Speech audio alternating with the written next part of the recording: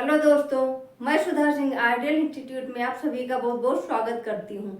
दोस्तों, आज हिंदी के अंतर्गत हम लोग शब्द पढ़ेंगे। आज का हमारा टॉपिक है शब्द। तो आइए जानते हैं कि शब्द किसे कहते हैं। दोस्तों, ध्वनियों के सार्थक समूह को शब्द कहते हैं। ध्वनियों के सार्थक समूह को शब्द कहते हैं। उसके बाद हम जानेंगे शब्दों को किस आधार पर बांटा जा सकता है या फिर शब्दों का वर्गीकरण किस प्रकार किया जा सकता है। दोस्तों, शब्दों का वर्गीकरण 4 आधार पर किया जाता है। पहला है रचना, बनावट या गठन के आधार पर। रचना, बनावट या गठन के आधार पर। इसके अंतर्गत रूढ़ शब्द, यौगिक शब्द और योग रूढ़, ये तीनों आते हैं। योग रूढ़ शब्द, रूढ़, यौगिक और योग रूढ़ शब्द आते हैं।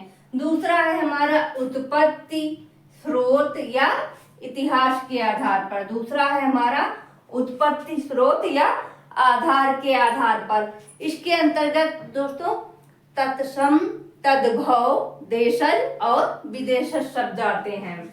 तीसरा है हमारा विकार या परिवर्तन के आधार पर।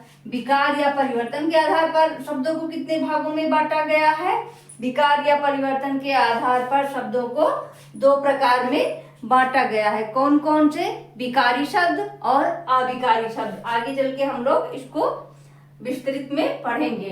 तीसरा है, चौथा है अर्थ के आधार पर। अर्थ के आधार पर शब्दों को 4 भागों में बांटा गया है। कौन कौन से? एकार्थी,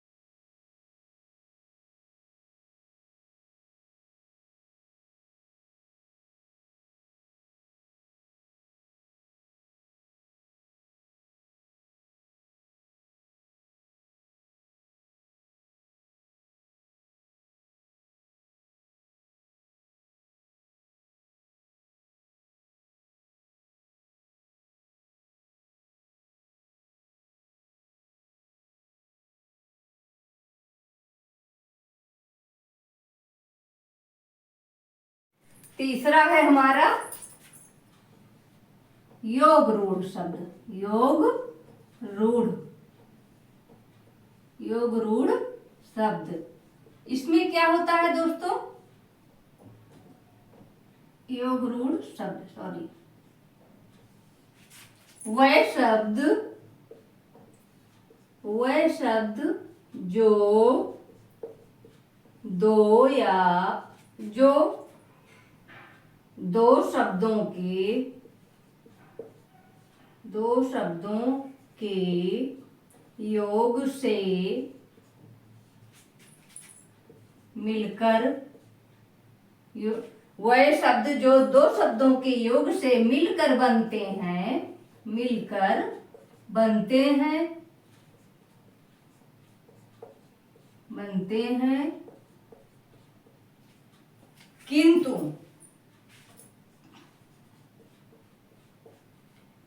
किंतु वह अपना सामान्य अर्थ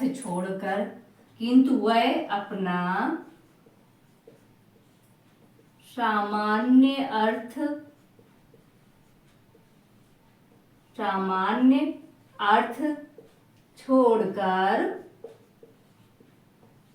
सामान्य अर्थ छोड़कर किसी अन्य विशेष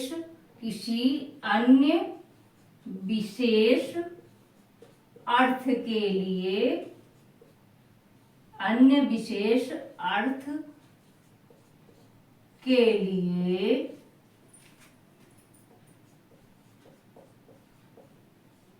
लिए जाने जाते हैं।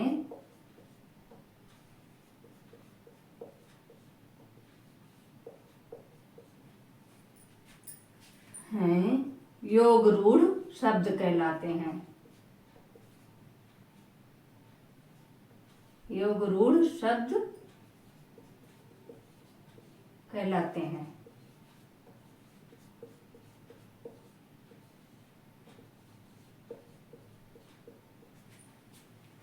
दोस्तों पेपर में इसमें से क्वेश्चन आता है, ज्यादातर पूछा जाता है। इसकी डेफिनेशन तो नहीं पूछी जाती, लेकिन इसमें शब्दों को दे दिया जाता है जिसे आपको बताना पड़ता है, चिन्हित करना पड़ता है। योग रूढ़ शब्द वह शब्द हैं जो दो शब्दों की योग से मिलकर बनते हैं, किंतु वे अपना सामान्य अर्थ छोड़कर किसी अन्य विशेष अर्थ या तीसरे अर्थ के लिए जाने जाते हैं, वह योग रूढ़ शब्द कहलाते हैं। इसमें ज्यादातर बहुब्रीहि समास के उदाहरण आते हैं, जैसे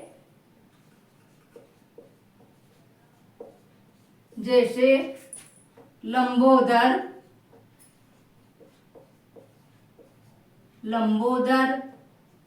नीलकंठ,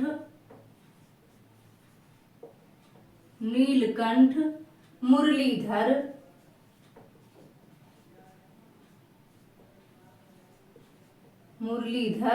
आदि। तो ये था हमारा रचना या बनावट या फिर गठन के आधार पर शब्दों का भेद, जो 3 प्रकार का होता है। यौगिक रूढ़ शब्द, योग रूढ़ शब्द और रूढ़ शब्द, यौगिक शब्द और योग रूढ़ शब्द। अगला हम पढ़ेंगे उत्पत्ति, स्रोत या फिर इतिहास के आधार पर। उत्पत्ति, स्रोत या इतिहास के आधार पर हमारा शब्द जो है दोस्तों दूसरा है हमारा उत्पत्ति, स्रोत या इतिहास के आधार पर, जो 4 प्रकार का होता है। पहला है तत्सम, तद्भव, फिर देशज और विदेशज।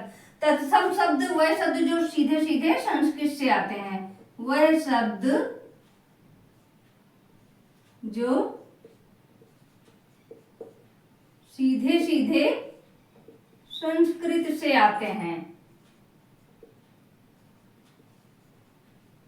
सीधे सीधे संस्कृत से आते हैं, यानी कि इनको सीधे सीधे संस्कृत के रूप में ही हिंदी में आत्मसात कर लिया जाता है, वैसे ही इनका रूप रहता है। वह शब्द जो सीधे सीधे संस्कृत से आते हैं, जैसे हस्त, पृष्ठ, हस्त, हस्त, पृष्ठ, नासिका,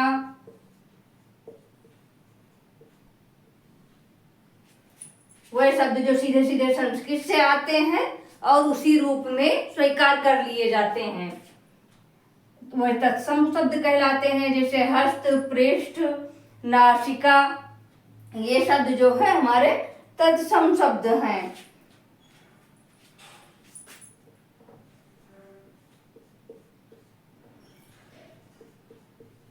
कर्ण आदि। तद्भव शब्द कौन से हैं? तद्भव शब्द जो है वह शब्द जो हिंदी जनमानस में सामान्य रूप से बहुप्रचलित हैं, जो हिंदी जनमानस में सामान्य रूप से बहुत प्रचलित है। ये भी संस्कृत से ही आते हैं, लेकिन हिंदी में आते आते इनका रूप अपभ्रंश हो जाता है, बदल जाता है, वह तद्भव शब्द कहलाते हैं। वह शब्द जो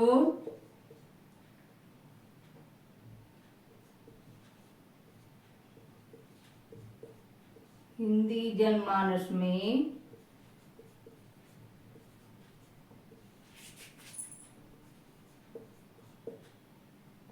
सामान्य रूप से प्रचलित हैं,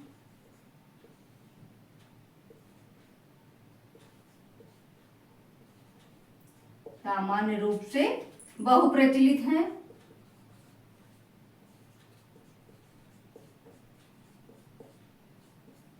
बहुप्रचलित हैं। ये भी संस्कृत के शब्द हैं,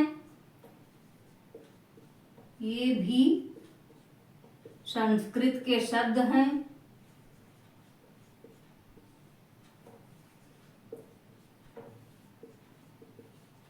शब्द हैं, लेकिन हिंदी तक आते आते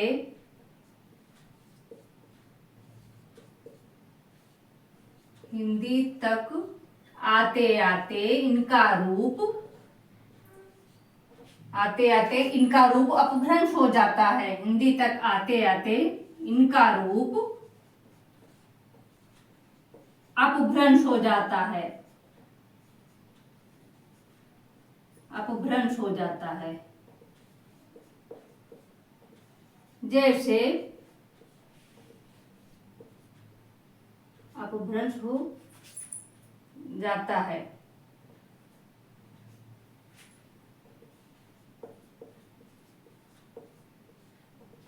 जैसे देखिए, तद्भव शब्द वह शब्द जो हिंदी जनमानस में सामान्य रूप से बहुप्रचलित हैं। ये भी संस्कृत के शब्द हैं, यानी कि इनकी भी उत्पत्ति संस्कृत से हुई है, लेकिन जब लगातार ये हिंदी में आते आते इनका रूप अपभ्रंश हो जाता है, इनका रूप बिगड़ जाता है, तो ये तद्भव शब्द कहलाते हैं। जैसे ये हो गया किसान, आग, नाक। जैसे किसान, आग, नाक, पीठ, ये शब्द जो है हमारे तद्भव शब्द में आते हैं। तीसरा है हमारा देशज शब्द। देशज शब्द उत्पत्ति, स्रोत या इतिहास के आधार पर पहला तत्सम, दूसरा तद्भव और तीसरा हमारा देशज शब्द। इनकी उत्पत्ति का पता नहीं है कि इनकी उत्पत्ति कहाँ से हुई है। देशज शब्द का मतलब है कि जिनकी उत्पत्ति का पता ना चले।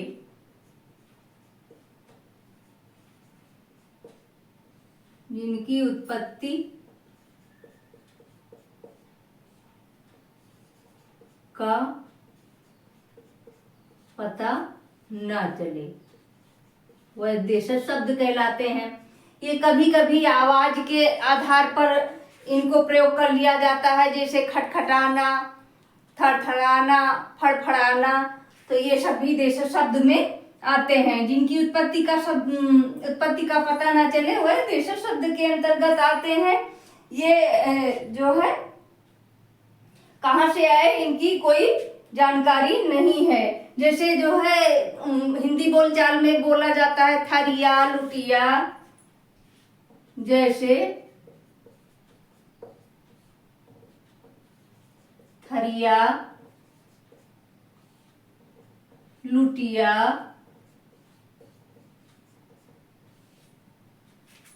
के बाद फड़फड़ाना,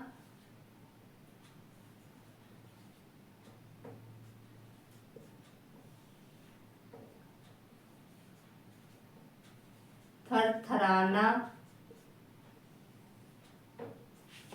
यानी कि ये सब देशी बोलचाल की भाषा के शब्द हैं। ये हमारे देशज शब्द हैं। अगला है हमारा विदेशज शब्द। कौन सा है? चौथा है हमारा विदेशज शब्द। विदेशज शब्द वह है जो विदेशी भाषा से आकर के हिंदी की तरह प्रचलित हैं। वह शब्द जो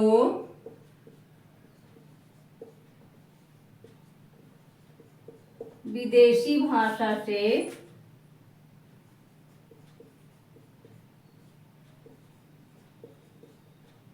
आकर के हिंदी की तरह प्रचलित हैं। हिंदी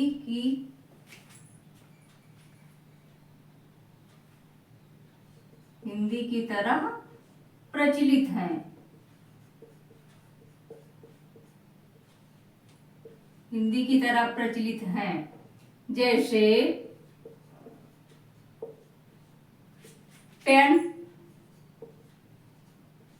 पेंसिल, स्टेशन,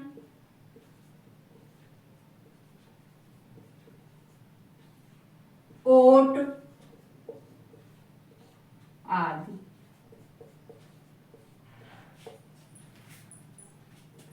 यानी कि हम लोगों ने आज शब्दों का वर्गीकरण दो आधार पर पढ़ा। रचना या बनावट या फिर गठन के आधार पर 3 प्रकार के होते हैं, रूढ़, यौगिक और योग रूढ़। उसके बाद उत्पत्ति, स्रोत या इतिहास के आधार पर 4 प्रकार के होते हैं, तद्भव, तत्सम, तद्भव, देशज और विदेशज। तो आज के लिए इतना ही। मिलते हैं अगले वीडियो में, तब तक के लिए बहुत बहुत धन्यवाद।